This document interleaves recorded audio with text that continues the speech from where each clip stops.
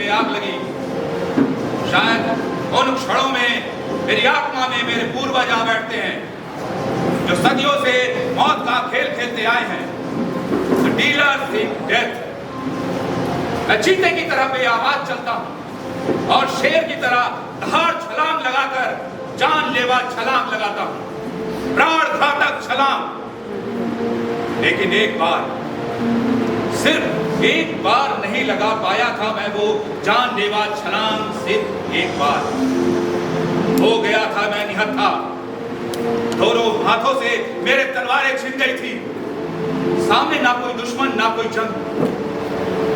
उस दिन मुझे पहली बार इस दिल दहला देने वाली बात का पता चला कि जब हम किसी की जान लेते हैं तो हमारे प्राणों का एक हिस्सा भी मर जाता है मरने वालों के साथ।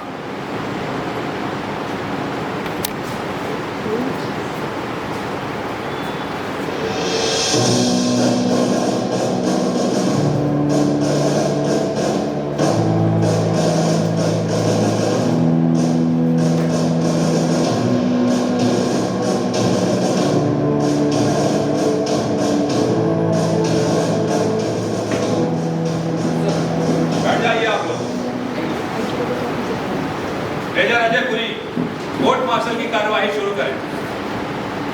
सर, 10 जून की रात जवान रामचंद्र गार्ड ड्यूटी पर।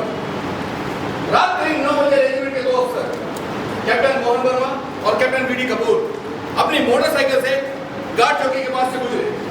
रामचंद्र ने अपनी सरकारी राइफल से उन दोनों अफसरों पर गोली चला दी। कैप्टन मोहन वर्मा की हादसे की जगह पर ही मौत हो गई, लेकिन कैप्टन बीडी कपूर गंभीर रूप से घायल हो गए। कैप्टन कपूर बच गया क्योंकि गोली उसके बाएं कंधे के पास लगी। अगर उसे फौरन मिलिट्री हॉस्पिटल न पहुंचाया जाता, उसका ऑपरेशन न होता, तो उसका भी बचना बड़ा मुश्किल था। डॉक्टरों की रिपोर्ट के मुताबिक अगर गोली 2 इंच नीचे हार्ट पर लगती तो कैप्टन कपूर वही मर जाता। इसका मतलब है कि रामचंद्र ने इन दोनों अफसरों को कष्ट करने का पक्का इरादा बना चुका था। इसलिए इंडियन आर्मी एक्ट 69 और इंडियन पीनल कोड की दफा 302 के तहत रामचंद्र का कोर्ट मार्शल किया जा रहा है। जानबूझकर होशो हवास में कष्ट करने, मर्डर करने पर कोर्ट मार्शल। सर, ये जनरल कोर्ट मार्शल जानबूझकर होशो हवास में कैप्टन वर्मा का खून और कैप्टन कपूर पर कातिलाना हमला करने की वजह से किया जा रहा है। क्या तुम अपना जुर्म इकबाल करते हो? How do you please, guilty और नॉट गिल्टी? Sir, sir. बैठ जाओ जवान रामचंद्र। मेजर अजय पुरी, आप अपना पहला गवाह पेश करें। Yes, captain Vikas Rai. What is the problem? Sir, major Puri अपने गवाह पेश करें उससे पहले मैं कुछ बोलूं। अभी कोर्ट मार्शल की कार्यवाही शुरू भी नहीं हुई और कैप्टन रॉय के ऐतराज शुरू हो गए। बोलिए। सर, मेजर पुरी ने 2 बार जवान रामचंद्र बोला। तो क्या बोले? यह जवान नहीं, सवार रामचंद्र बोलना चाहिए। क्या मतलब? क्या सेना में रामचंद्र सेना में जवान नहीं है? और क्या फर्क पड़ता है उसे जवान या सवार पुकारने से? सर, अंदर पड़ता भी है और नहीं। आप हमारे मिलिट्री के जनरल हैं, मैं आपको मेडिकल का कर्नल तो नहीं बुला सकता।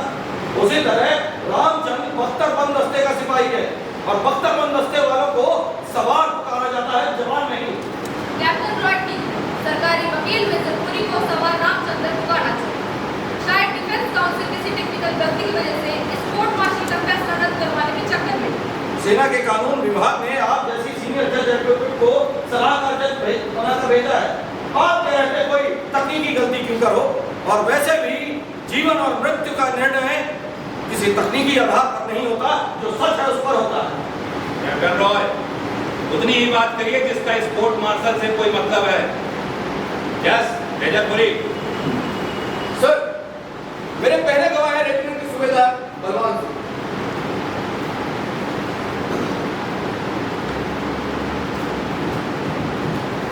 सर, सूबेदार साहब, 10 जून की रात 9 बजे आप कहाँ थे? सर, रेजिमेंट के गार्ड हाउस के पास। वहाँ पर आप क्या कर रहे थे? नाइट ड्यूटी पर रहे होंगे शायद। नहीं सर, नाइट ड्यूटी पर नहीं था। उस रात लाइट चली गई थी। मेरा क्वार्टर गार्ड हाउस के नजदीक है। गार्ड हाउस के पास वाले मैदान में हवलदार राज सिंह के साथ टहल रहा था। उस रात गार्ड ड्यूटी पर कौन था? जवान मेरा मतलब है सवार रामचंद्र। ठीक, तो 10 जून की रात 9 बजे आपने क्या देखा? सर बताया ना लाइट चली गई थी इसलिए कुछ साफ साफ नहीं दिखाई दिया। गार्ड हाउस के पास से एक आपको साफ साफ दिखाई नहीं दिया, इसका मतलब शायद आपने चश्मा नहीं पहना रहा हो। नहीं सर, मेरी नजर 100% थी, ठीक है, मैं चश्मा नहीं लगाता। लेकिन अभी आपने कहा कि आपको साफ साफ दिखाई नहीं दे रहा था। सर बताया ना लाइट चली गई थी। सूबेदार साहब, लाइट चली गई थी तो क्या हुआ?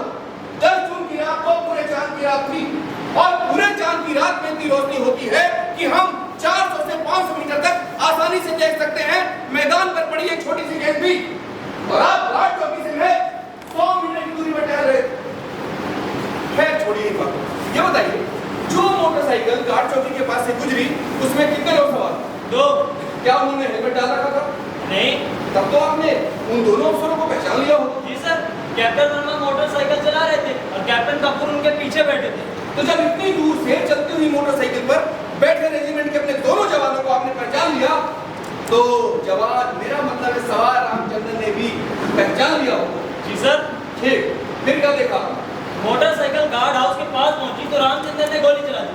पहली गोली कैप्टन वर्मा को लगी और गार्ड हाउस से एक थोड़े से फैसले पर पेड़ था। मोटरसाइकिल जाके उससे टकराई, जैसे ही मोटरसाइकिल उड़ गई रामचंद्र ने दूसरी गोली चला दी। बताइए नहीं, फिर बताइए फिर क्या? दूसरी गोली कैप्टन कपूर के कंधे के निचले हिस्से पर लगी, मोटरसाइकिल गिर गई। हम लोग उस तरफ दौड़ पड़े, रामचंद्र को पीछे से जकड़ लिया। ठीक, तो जब आपने रामचंद्र को जकड़ा तो रामचंद्र ने किसे मारने की अपनी राइफल तान रखी? जख्मी हो चुके कैप्टन कपूर को। उसके बाद क्या देखा? मोटरसाइकिल गार्ड हाउस के पास पहुंची, मोटरसाइकिल जैसे ही गिरी तो बहुत सारे जवान बैरकों से दौड़कर बाहर आए, हादसे की जगह पहुंच गए। रामचंद्र सबके सामने चीख कर कह रहा था, मैंने चलाई ये गोली, छोड़ दो मुझे, छोड़ दो, मैं कैप्टन कपूर का कत्ल कर दूंगा। लेकिन तब तक हम उसके हाथ से राइफल छीन चुके थे।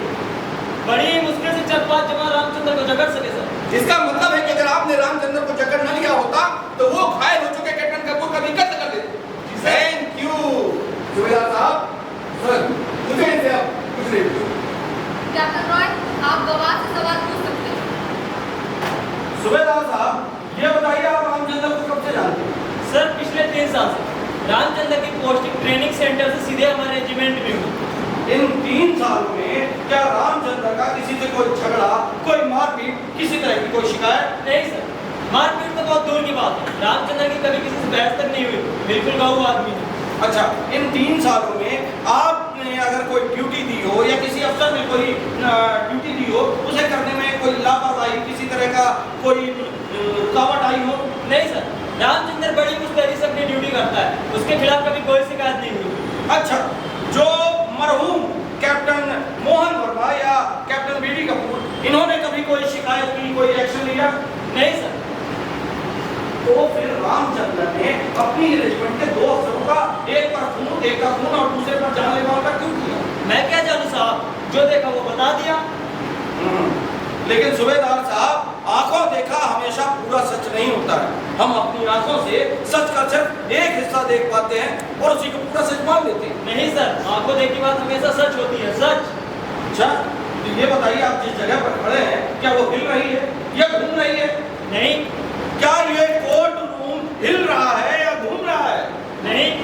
आप अपनी आंखों देखी बात बोल रहे हैं ना, लेकिन ये बिल्कुल गलत, सरासर गलत। इतना तो आप भी जानते होंगे कि ये पृथ्वी लगातार घूमती रहती है, अपनी धुरी पर भी और सूरज के चारों तरफ। कैप्टन रॉय, गवाह से कुछ और पूछना है। अच्छा सूबेदार साहब, ये बताइए घटना वाली रात गुप्त संदेश क्या क्या था सर? मेरा मतलब है पासवर्ड क्या था? मैं कैप्टन रॉय को सलाह दूंगी कि इतनी कठिन हिंदी ना बोले, जिसका मतलब अंग्रेजी में बताना। अच्छा बताइए सूबेदार साहब, उस रात का पासवर्ड क्या? मुझे याद नहीं, इजाजत हो तो रेजिमेंट के क्लर्क से पूछ के बताओ। नहीं कोई बात नहीं, अब पासवर्ड तो हर रात बदलते हैं, हर रात नए बनते हैं। अब जरूरी तो नहीं इतने महीने पुरानी बात आपको याद हो, मैं मदद कर देता हूँ। उस पूरी चांद की रात का पासवर्ड था काला चांद। आप चाहे तो रेजिमेंट के क्लर्क से पूछ सकते हैं। ठीक, उस रात का पासवर्ड काला चांद ही था। सूबेदार साहब, हत्या वाली रात की सारी बातें आपको ठीक से याद होनी चाहिए। Continue captain Roy. अच्छा तो सूबेदार साहब, ये बात तय हो चुकी है कि चलती हुई मोटरसाइकिल पर बैठे हुए अपनी रेजिमेंट के दो अफसरों को आपने पहचान लिया था। तब तो सवार रामचंद्र ने भी पहचान लिया होगा। जी सर, यही बात तो मैं कह रहा हूँ। भाई यही बात तो सच है और हमने शपथ ली है सच बोलने की। तो ये बताइए, क्या आपने अपनी रेजिमेंट के जवानों को ये हिदायत दे रखी है कि अगर वो पहचान लेते हैं कि उनकी रेजिमेंट के अफसर हैं तो उनसे पासवर्ड न पूछा जाए? सर, मैं कौन होता हूँ हिदायत देने वाला? Rule is rule. गार्ड हर हालत में रोकेगा, पासवर्ड पूछेगा। मेरी 20 साल की सर्विस है, विधायक सर्विस। क्या मुझे इतनी सी बात करने पता है?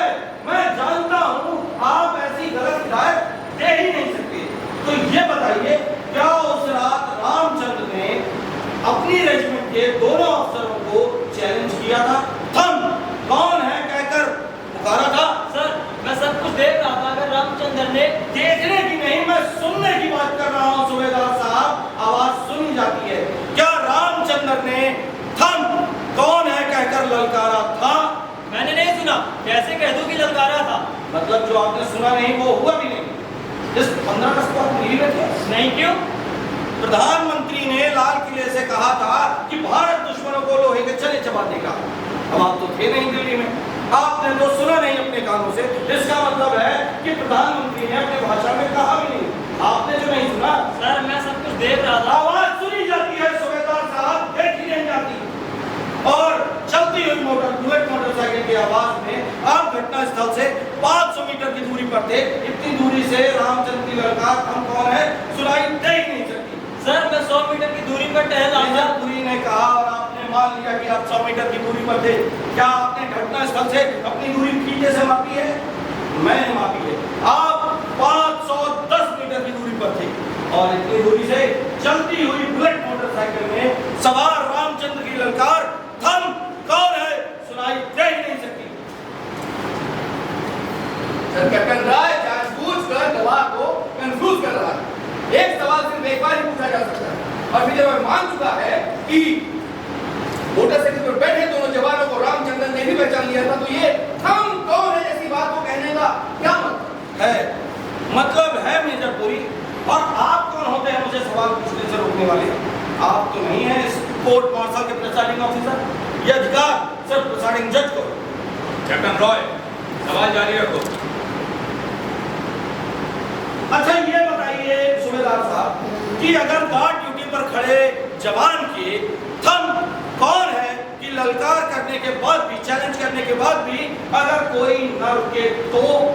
कैप्टन राय जानबूझकर सवालों को गलत मोड़ दे रहा है। जो बात हुई थी उसे कैसे बता सकता है गवाह? और फिर कभी कह चुका है कि मोटरसाइकिल पर बैठे जवानों को, अफसरों को रामचंद्र ने पहचान लिया था। ये सवाल पूछने का मतलब? आप बिल्कुल ठीक कहते हैं। इस पूरे कोर्ट मार्शल में सिर्फ आप हैं जो मुझे समझ सकते हैं। मैं अपनी बात पर वापस आता हूं सर। सवाल गवाह कैसे बता सकता है कि उसने आवाज सुनी या चैलेंज किया या नहीं किया? मैं कोर्ट से दरख्वास्त करूंगा आज रात 9 बजे घटनास्थल पर चला जाए।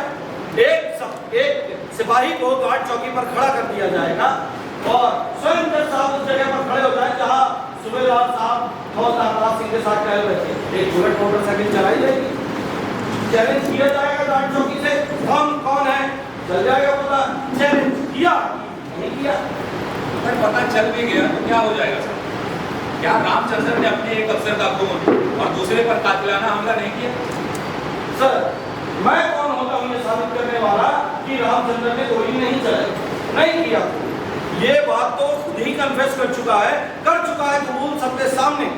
मैं तो इस कोर्ट को आर्मी का कानून याद दिलाना अपना कर्तव्य समझता हूँ कि अगर गार्ड चौकी पर खड़े पहरेदार के जवान के कहने पर, ललकारने पर थम कौन है पूछने पर अगर कोई न तो उसे गोली चलाने का क्या है? Don't try to teach this court the army law. तुम कानून सिखाओगे और मुझे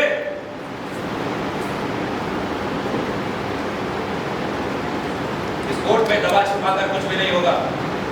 और आप इस कोर्ट को ऊंची आवाज में बताइए कि क्या सलाह दी है मुझे लिखकर। अगर यह साबित हो गया कि रामचंद्र के चैलेंज करने पर अफसर नहीं तो आर्मी लॉ के मुताबिक उसे गोली मारने का हक बनता है। It is his duty to open fire and kill. इस कानून का सबको पता है, लेकिन ये सख्ती से लागू होता है युद्ध के दिनों में। Don't talk rubbish.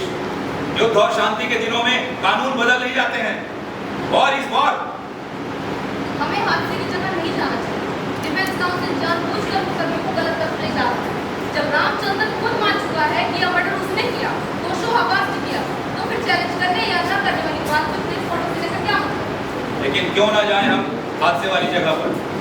ये कोर्ट मार्शल सच जानने के लिए हो रहा है, ना कि सच छिपाने के लिए।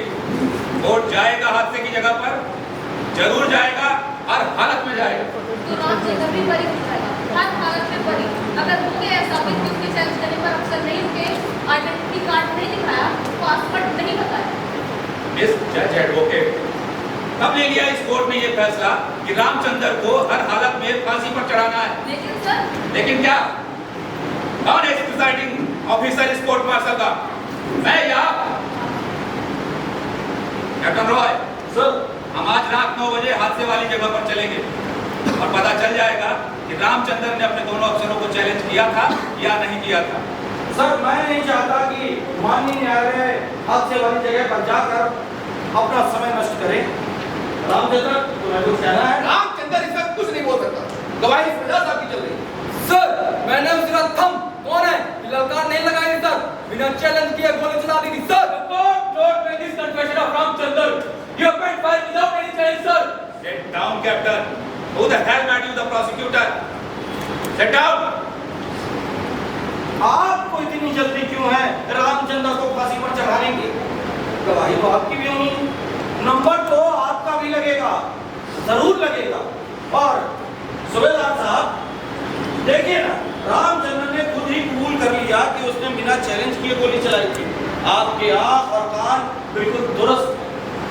मुझे आपसे और कोई सवाल नहीं पूछना, आप जा सकते हैं। लेकिन एक सवाल दूं, एक सवाल खुद से जरूर पूछिएगा कि एक सीधा साधा अनुशासन प्रिय सैनिक अपनी ही रेजिमेंट के 2 अफसरों पर गोली क्यों चला बैठा? एक का खून और दूसरे पर जानलेवा हमला क्यों किया? सोचिए। 5 मिनट का ब्रेक। आप लोग बाहर जा सकते हैं। सर, कैप्टन रॉय, सर, तुम यहीं रुको। Captain Roy, sir, what are you to up to? तुमने रामचंद्र को अपना जुर्म इकबाल करने का इशारा क्यों किया? तुमने जानबूझकर उसके फांसी के फंदे पर एक मजबूत गांठ लगा दी है अपने हाथों से। क्यों? आखिर क्यों? सर, मैं किसी तकनीकी आधार पर रामचंद्र का बचाव नहीं करना चाहता। यहाँ मैं रामचंद्र को बचाने नहीं आया, ये सब जानते हैं उसने गोली चलाई है। सवाल तो ये है कि उसने गोली क्यों चलाई? उसे कोई नहीं बचा सकता सर। और कोशिश तो कर सकते हो। सर, मैं उस चीज को बचाने की कोशिश कर रहा हूँ जो किसी की भी जान से ज्यादा मूल्यवान है। क्या? सत्य, वो सत्य जो रामचंद्र की जान से भी ज्यादा कीमती है।